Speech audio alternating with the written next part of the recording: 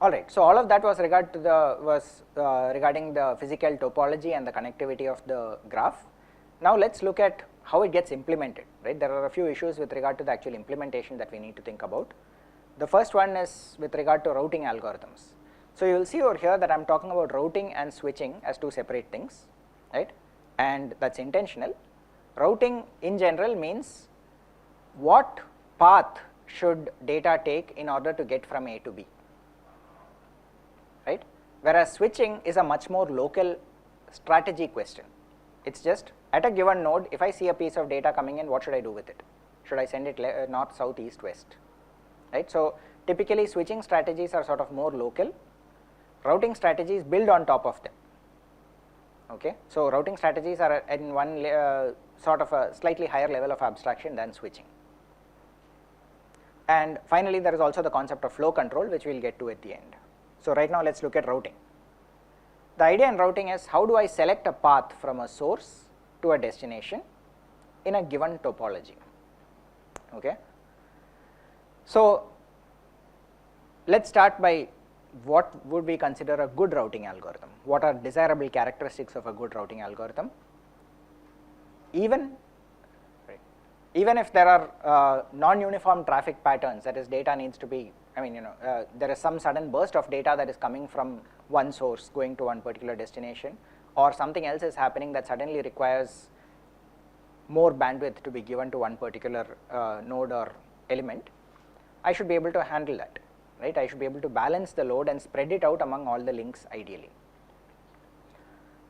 Minimize the latency. It's fine if you on the one hand it's good to say, yeah, I will always make sure that data gets from A to B, but if that data getting from A to B is after too long a duration, it may simply not be acceptable, right? The other thing which is highly desirable is, can you tolerate faults? Okay. Now fault tolerance in normal digital design, in a shared bus design for example, we very rarely think about faults occurring in the system, right? That's usually an afterthought, right? While designing the system itself, we assume that wires, gates, modules that are built up using those are all flawless, okay, meaning that they work exactly as they were intended to always. The problem is that's not always how systems work. Things can go wrong. Even a wire can overheat, melt, get disconnected, right? And gates of course can have other kinds of problems associated with them. Once again related to, it might be that one particular connection over there degraded with age or with heating, right? There are other kinds, lots of effects that can either show up as faults as soon as the system is built or come up later, okay. In actual digital circuits, what's usually done is, very often in most of the things that we use, right, if a chip fails, you replace the chip, right? You pretty much have to take it for repair and get it replaced. In more and more complex systems, you can't really afford to do that. So you will find that there will be some kind of testing that is done in order to identify faults and maybe just work around them, statically work around them, right? So you might for example know about how when you look at Intel processors, you have processors that work at different speeds and they cost different amounts of money, bottom line, right? Why is that? It's not as though they are actually building things intentionally to cost different amounts of money. What they do is they just build a large number of chips, then figure out, okay, some of these have problems in this cache memory, disable that cache memory and sell it at a lower cost, okay. So it's essentially yield related. What happens is there are problems that come in, they are statically fixed, meaning that at one time I run a test, check whether there is a problem, just disable that part of the chip and sell it. What we are talking about here is, can you tolerate faults at runtime? Are there ways by which you can actually figure out that something has gone wrong and work around it, okay. Now taxonomy, basically classification, right? There are a few different ways of looking at routing algorithms. One of them, the word that is used is oblivious, basically meaning that it does not care about the state of the network. Oblivious means it does not look into detail at the internal state of what is happening. The routing algorithm is just based on something else that does not look at what is happening at each individual node in much detail, okay. Even within oblivious algorithms, you have two variants. One of them is so called deterministic and the other is randomized, right? And then there are adaptive algorithms that will actually change how they behave. They can even adapt based on the state of the network traffic, okay? So an example of an oblivious algorithm is something called 2D XY routing. This is something called dimension ordered routing. Essentially what it says is the X dimension is given a higher order, higher priority than the Y dimension. So let's say that I want to transmit from this node 20 in the bottom right to node 11, which is somewhere in the middle of the network. I'll first go along X, which means I need to go -1 in the X direction and then +1 in the Y direction, okay, and I will end up getting to my destination, okay.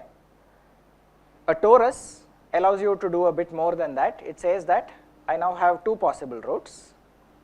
I can go this way or I can go this way, right. So from 10 I can also directly jump to 13 if necessary, in other words, right, because there is a direct connection between the two, okay. Now one possible problem that you could encounter in such a situation is every node is essentially going to do X first routing then Y, okay. What if two nodes over here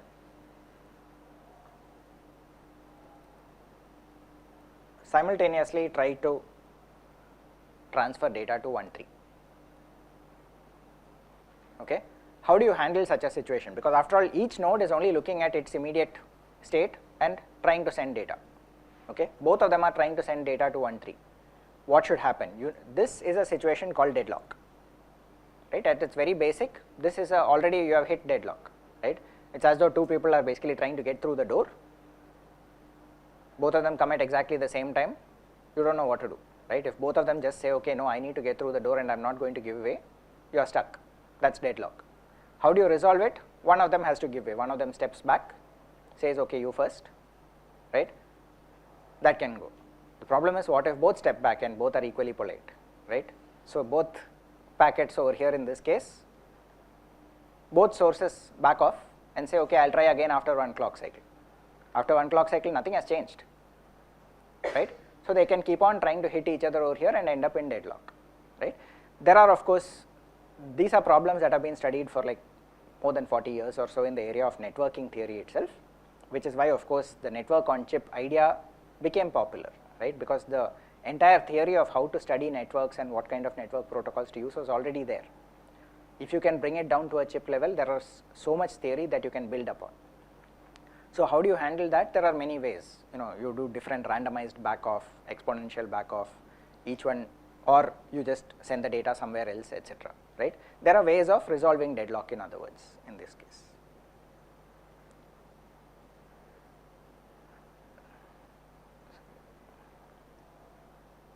Yeah, and so what I mentioned over here is a deterministic variant, which basically says that I will always try to go along X then go along Y, right. You could look at randomized variants where they try to go in different orders based on some random condition at each node, okay. The other possibility is to overall sort of spread the traffic around. What if I want to sort of, the case that I showed with the mesh where everybody is trying to talk to 6 and everyone finally ends up getting to 6 through different ports. Would just this XY routing be able to achieve that? Possibly not. So what I could do instead is maybe say that for everybody that wants to talk to some destination A, right, you first send your packets to some random location and then from there try sending it to A and pick that random location at random, right.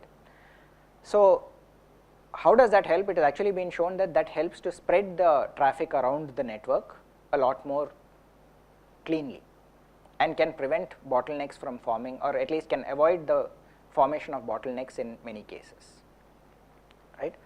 Obviously it has drawbacks of its own. We are not going to get into those right now. Adaptive routing, on the other hand, is trying to introduce some intelligence into the problem of routing, right. You need to have some sense of the network state. So it's no longer oblivious. It's not sort of saying I don't care what is happening at the next node. I need to know something about what is happening around me in the rest of the network, right. The problem is it's very difficult to get a global picture for what's happening around the network. What you can get is local information. So for example, when I'm sitting over here at 0, 0, I can easily sense the amount of traffic on my immediate neighbors, right. That is this link and this link, I know how much traffic is there, right. And based on that, I can then decide which link is better to send data out onto, right. So in this particular case, I want to go from 10 to 13. The normal routing order would simply say I don't have a delta x at all, so just send it along 11, 12, 13. The problem is this link is congested. Congested meaning there is already traffic going on between 11 and 12. Okay. So what do? You route around it and you go here. Okay.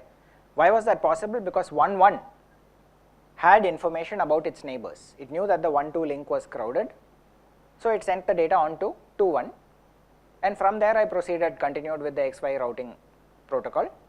21 was able to send it up to 22, then go back to 12, and then from there go to 13. Okay. The problem is, imagine a situation where, for example, you have something like this. Not sure how clearly it's visible at this distance, but 01 to 02 is slightly congested, whereas 11 to 12 and 21 to 22 are heavily congested, right. But what happened? 01 looks at its local information. It sees that 01 to 02 is congested, 01 to 11 is not. It promptly sends the data in that direction, but that's only made it worse, right. If you have tried driving with Google Maps in heavy traffic conditions, you will see that this actually happens in practice, right. It sometimes tell you, okay fine, this road ahead of you is congested, take a turning over here, and you end up far worse off than you were. So again, same story, right. Internet networks, networks on chip, traffic, all the same thing. But bottom line is, adaptive routing is not going to solve all your problems. It can create problems of its own. How does routing get implemented, right? How do you actually implement this in practice? There are many variants. Broadly you can classify them as table based and algorithmic. Table based essentially means that I just need to look up something in order to know where to go next. Okay. Within that there are a few variants. The source routed variant effectively says the source that is trying to send out the data will give the routing information all the way up to the destination. Okay. So that's interesting. It's sort of like saying that if I want to go from here to Ananagar, the map is straight away going to tell me right now, okay, take this road, take the left over here, get onto this road, go there, go there, go there, and tell me all the way up to my destination. It's a static route which was determined at my source, and I'm just going to follow that. What's the good part about it? Following instructions is very easy. I don't need to think. I just get to each intersection. What does the instruction tell me? Go straight, turn left, turn right, follow that. So the implementation becomes very easy, right? The problem is it cannot adapt at all, because the source doesn't really get a global picture of what's happening. It doesn't even get picture of any congestion that's happening later. Okay. On the other hand, supposing I say that at every traffic intersection, the policeman is basically going to tell you whether to go straight or left or right, and you just blindly follow instructions, right? You can, or rather, one slightly better thing is you go there and ask the policeman, I want to get to Ananagar, how should I go? He'll probably tell you, okay, right now this road is crowded, you take the left. Next intersection, again the person you ask over there, and then they tell you where to go. That's, each router needs to store information about its local the congestion, but also needs to know that if I want to get to Ananagar, how do I go about doing it, right? So how do I get to a certain destination? This is the kind of stuff that's done in the internet protocol, for example, right? I mean, there are routers that maintain global level routing tables, right, which broadly tell you that if you want to send a packet of data to somewhere in the US, you need to essentially go through these kind of hops. but that's about it. The detailed routing is probably at a different level. The good thing is they can adapt because these routing tables can be updated. The problem is it's also harder to scale because when there are more nodes in the network, the routing tables become larger. Okay. Algorithmic routers are ones where you say I will actually do a computation to figure out which way to route. I will have some kind of logic that gets implemented which basically takes certain inputs. The inputs could be the state of congestion, maybe a few other things, and actually have some logic that will finally give me a value. That value will say which port, which output port of the router to send the data on.